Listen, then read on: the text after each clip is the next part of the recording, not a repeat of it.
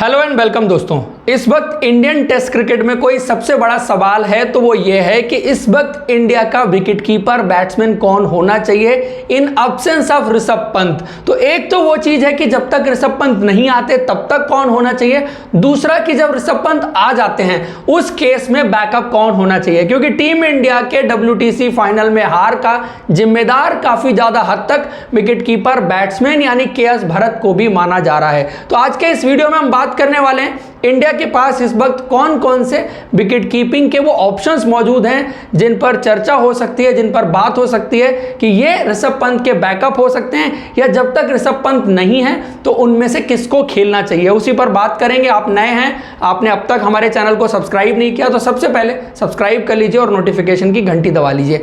तो सबसे पहले जो नाम इस वक्त निकल करके आता है वो नाम है ईशान किशन का, और ईशान किशन को लेकर के पिछले 4 से 6 महीने में व्हाइट बॉल क्रिकेट में बड़े सवाल रहे हैं। और जब सवाल उनकी व्हाइट बॉल क्रिकेट को लेकर के थे तो वो रेड बॉल क्रिकेट में कैसे खेल सकते थे, ये बड़ा सवाल था। बिकॉज इंडिया की टीम ने एक गलती और की WTC फाइनल में जाते हुए, अगर ईशान किशन के साथ आपको आगे जाना था तो कहीं ना कहीं उनको बॉर्डर गावस्कर ट्रॉफी में टेस्ट मैचेस में डेब्यू कराना था, जो कि उन्होंने नहीं कराया। उन्होंने डेब्यू कराया था KS भरत को, और जब KS भरत को डेब्यू कराया, KS भरत को कीपिंग का जिम्मा दिया, तो फिर कहीं ना कहीं WTC फाइनल में KS भरत को ही वो जिम्मेदारी देना बनता था। अब वो दी क्यों गई वो मैं आपको बताता हूं। ईशान किशन के नंबर्स जो हैं डोमेस्टिक क्रिकेट में, अगर फर्स्ट क्लास क्रिकेट में देखे जाएं, 48 मैचेस उन्होंने खेले हैं, 2985 रन हैं, 38.76 की उनकी एवरेज है, 600 हैं और 1650 उनके खाते में है। अभी बहुत यंग खिलाड़ी हैं, इसमें बहुत सारा स्कोप भी है इंप्रूव होने का। लेकिन अगर आप देखें 2014 में उन्होंने फर्स्ट क्लास क्रिकेट में डेब्यू किया था, लेकिन अब तक सिर्फ उन्होंने 48 मैचेस खेले हैं। सो कहीं ना कहीं 9 साल का वक्त हो गया। तो एक तो नंबर ऑफ मैचेस आपको वहां पर कम दिखते हैं, दूसरा डोमेस्टिक में जब वो खेलते हैं तो कीपिंग भी हर ओकेजन पर नहीं करते, हमेशा कीपिंग करते हुए नजर नहीं आते, बहुत बार वो फील्डिंग भी करते हैं। और ये कहीं ना कहीं T20 क्रिकेट बहुत ज्यादा खेलने की वजह से, या जो भी रीजन आप कहें, कि टेस्ट क्रिकेट में as a wicket keeper batsman उन्होंने अपने आप को उस तरह से तैयार भी नहीं किया। चूंकि अब स्कोप बनने लग गया है कि इंडिया की टीम में खेल सकते हैं, तो इसलिए इतनी सारी चर्चाएं हो रही हैं। सो एक तो उनकी विकेट कीपिंग को लेकर के सवाल उठता है, दूसरा सवाल यह उठता है कि एक तो जब वो व्हाइट बॉल क्रिकेट में स्ट्रगल कर रहे थे और मूविंग बॉल उनके लिए चैलेंज थी, तो वो रेड बॉल क्रिकेट में इंग्लिश कंडीशंस में कैसे सर्वाइव कर सकते थे। लेकिन KS भरत को 5 मैचेस में देखने के बाद कहीं ना कहीं अब ये जरूर होगा कि जब आप अगले दौरे पर जाएंगे तो उनको as a wicket keeper batsman consider किया जाएगा, लेकिन कहीं ना कहीं उनकी wicket keeping work in progress रहेगी। उसके बाद KS भरत की बात करें, सो KS भरत बहुत वक्त से backup wicket keeper team India में बने हुए थे, क्योंकि ये सबसे सीनियर खिलाड़ी हैं इन टर्म्स ऑफ एज। बात की जाए 2013 से इंडियन डोमेस्टिक क्रिकेट में, फर्स्ट क्लास क्रिकेट का इनका डेब्यू 2013 का है, और अब तक ये 91 मैचेस कहीं ना कहीं खेल चुके हैं। इनके रन्स की बात करें 4836 रन बनाए हैं और लगभग 37 की एवरेज है, 9 सेंचुरी इनके नाम है फर्स्ट क्लास क्रिकेट में और 27-50 हैं। सो अगर ईशान किशन और KS भरत का डोमेस्टिक के नंबर्स कंपैरिजन करें तो वहां पर कोई अंतर नहीं है। नंबर ऑफ सेंचुरी ज्यादा है, उधर मैच भी ज्यादा है, सो रन्स भी डबल हैं। सो कहीं ना कहीं अगर आप देखेंगे प्योर बैट्समैन दोनों को कंपेयर किया जाए on the basis of stats in first class cricket, तो दोनों में ज्यादा अंतर नहीं है। आप KS भरत की तरफ जब देखते हैं तो विकेट कीपिंग आपको श्योर शॉट मिलती है, क्योंकि वो रेगुलर विकेट कीपिंग कहीं ना कहीं फर्स्ट क्लास क्रिकेट में करते रहे, जो आपने उनको इंडिया के लिए भी करते हुए देखा है, चाहे बॉर्डर गावस्कर ट्रॉफी में हो या WTC फाइनल में हो, तो वहां पर भी विकेट कीपिंग में उनसे कोई लैप्स देखने को नहीं मिला। अब चीज ये आती है कि जो बॉर्डर गावस्कर ट्रॉफी थी उसमें उन्होंने बल्ले से परफॉर्म नहीं किया, और कहीं ना कहीं WTC फाइनल में उन्होंने बल्ले से परफॉर्म नहीं किया। चूंकि ईशान किशन बहुत वक्त से अराउंड में थे तो उनको अच्छा एक्सपोजर कहीं ना कहीं इंटरनेशनल क्रिकेट का मिला हुआ था।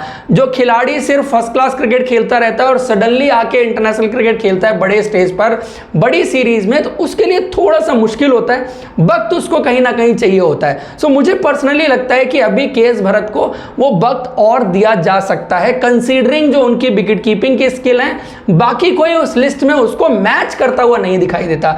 अब ये बड़ा ट्रिकी डिसीजन रहेगा बिटवीन ईशान किशन और के एस भरत, अगले दौरे पर आप इनमें से किसको विकेट कीपिंग करते हुए देखते हैं। उसके बाद बात की जाए अगले ऑप्शन की, जो नाम इस वक्त चर्चा में बहुत ज्यादा आ गया, और वो नाम है संजू सैमसन का। Sanju Samson white ball cricket में as a wicket keeper batsman consider होते रहे, अच्छा भी किया उन्होंने जब जब उनको इंडिया के लिए मौके मिले व्हाइट बॉल क्रिकेट की अगर रीसेंट पास की बात की जाए। लेकिन रेड बॉल क्रिकेट में उनको as a wicket keeper consider करने की बात अभी से शुरू हुई है, जब से इंडिया की टीम ने WTC फाइनल हारा है। तो क्या उनको कंसीडर किया जा सकता है रेड बॉल क्रिकेट में as a wicket keeper batsman? तो सबसे पहले मैं आपको उनके आंकड़े बताता हूं जो डोमेस्टिक में फर्स्ट क्लास क्रिकेट में उनके रहे हैं। 2011 का डेब्यू है और आप देखेंगे कि पिछले लगभग 12 साल से वो डोमेस्टिक क्रिकेट खेल रहे हैं और सिर्फ 58 मैचेस खेले हैं। 3446 रन है, 38.71 की एवरेज है, 10 100 उनके नाम है और 15 50 हैं। सो नंबर्स आपको कहीं ना कहीं ठीक दिखेंगे, लेकिन जो इसमें इंपॉर्टेंट चीज है कि आपने 12 साल में सिर्फ 58 मैचेस खेले हैं, तो कहीं ना कहीं वो रेड बॉल क्रिकेट को उतना सीरियसली नहीं लेते,